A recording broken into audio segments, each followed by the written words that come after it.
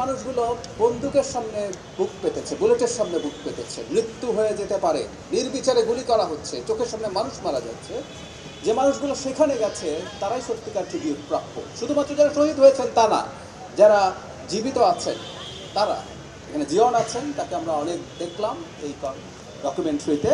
তিনি মারা যেতে পারতেন, তেমনি আরও অনেকে অনেকে অসংখ্য মানুষ নেমেছিলেন, যে কেউ যে কোনো সময় মারা যেতে পারেন এই বোধ নিয়ে। এই মানুষগুলো ট্রিবিউট পাওয়ার কথা।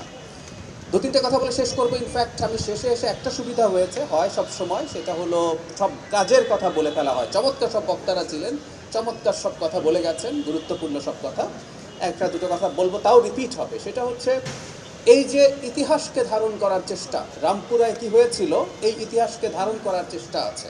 স্টালিনগ্রাড রাইটলি বলা হচ্ছে, দ্বিতীয় বিশ্বযুদ্ধের সময় যে মারাত্মক প্রতিরোধ হয়েছিল এবং স্ট্রিট ফাইট হয়েছিল রাশিয়ান সোলজার এবং জার্মানদের মধ্যে, ঠিক একই রকম একটা ফাইট আসলে এখানেও হয়েছে। তবে একটা বিরাট ডিফারেন্স আছে। আমি এটাকে স্টালিনগ্রাডের থেকে গুরুত্বপূর্ণ হিসেবে দেখতে চাই।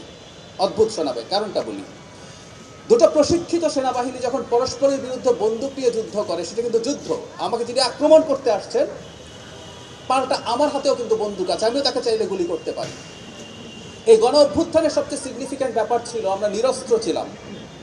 বাংলাদেশে বহু সময় হয়েছে পুলিশের প্রতি পলিটিক্যাল অ্যাক্টিভিস্টরা ককটেল নিক্ষেপ করেছেন।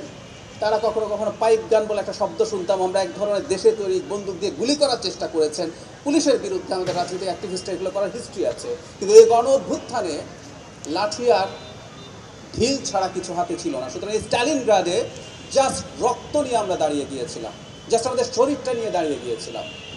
এই একটা অসাধারণ পার্থক্য আছে। আমরা এতটাই সাহসী ছিলাম, বন্দুক ছাড়া বন্দুকের মুখে দাঁড়িয়েছি। পুলিশ, বিজিবি অ্যাসল্ট রাইফেল নিয়ে গুলি করছে আমরা দেখছি, কিন্তু আমরা দাঁড়িয়ে গিয়েছিলাম।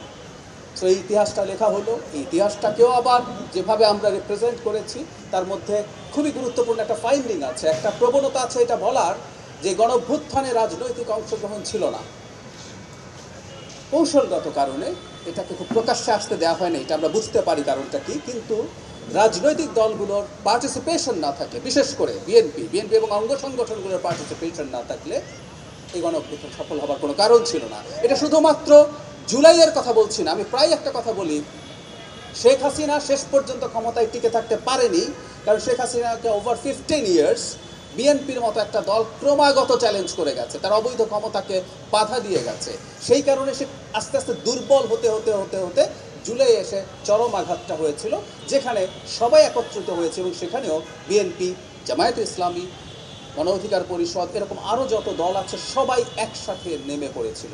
সুতরাং আমরা কোনোভাবেই হিস্ট্রিতে যেন এটা না বলি রাজনৈতিক পার্টিসিপেশন ছাড়াই মুভমেন্ট হয়েছে, এটা একেবারেই মিথ্যে বলা হবে। সো এটা এই পয়েন্ট অফ ভিউটাও খুবই গুরুত্বপূর্ণ। একইভাবে অন্যান্য যে জায়গাগুলোর কথা এসছে, যাত্রাবাড়ি, উত্তরা, সব জায়গায় হিস্ট্রি ধারণ করা হোক, এবং অন্যান্য জায়গায়ও কাজ হয়েছে, যেখানে যেখানে হয়েছে আমরা যেন সেগুলো মানুষের সামনে নিয়ে আসি। এটা বলে শেষ করি। বাংলাদেশ, নতুন বাংলাদেশ কেমন হলো অনেকে অনেক আলাপ করেন। আমাদের বিদ্যুতের সংকট খানিকটা দেখা যাচ্ছে, মাঝে মাঝে আইন শৃঙ্খলা নিয়ে কেউ কেউ কথা বলি, কোথাও কোথাও কিছু না কিছু সমস্যা তো আছেই, এত বড় দেশে একটা সমস্যা হবেই। কিন্তু আমরা এটা বলতে পারি বাংলাদেশ একটা গণতান্ত্রিক পথে গেছে, বাংলাদেশ একটা নিয়মিত নির্বাচন হবে এমন একটা রাষ্ট্রে পরিণত হয়েছে। এই দেশ পরিবর্তিত হবেই। এবং সবচেয়ে বড় কথা, যখন এই ডকুমেন্টারিটা আমরা দেখছিলাম, শেখ হাসিনা নামের এক ইতরকে আমরা পরাজিত করতে পেরেছি এবং তাকে পালিয়ে যেতে বাধ্য করেছি তার সাঙ্গপাঙ্গ সহ। এর চেয়ে বেশি কিছু পাওয়ার দরকার আছে? এই ইতর যেহেতু চলে গেছে বাংলাদেশ থেকে, তাকে যেহেতু আমরা পরাজিত করতে পেরেছি, বাকি বাংলাদেশ আমরা সুন্দর মতো গড়ে নিতে পারবই। নিজেদের মধ্যে আমরা খানিকটা ডিবেট করতে পারি, মাঝে মাঝে ঝগড়াঝাটিও করতে পারি, কিন্তু আমি কনফিডেন্ট আমরা এই দেশের জন্য সবাই একসাথে কাজ করতে পারবো।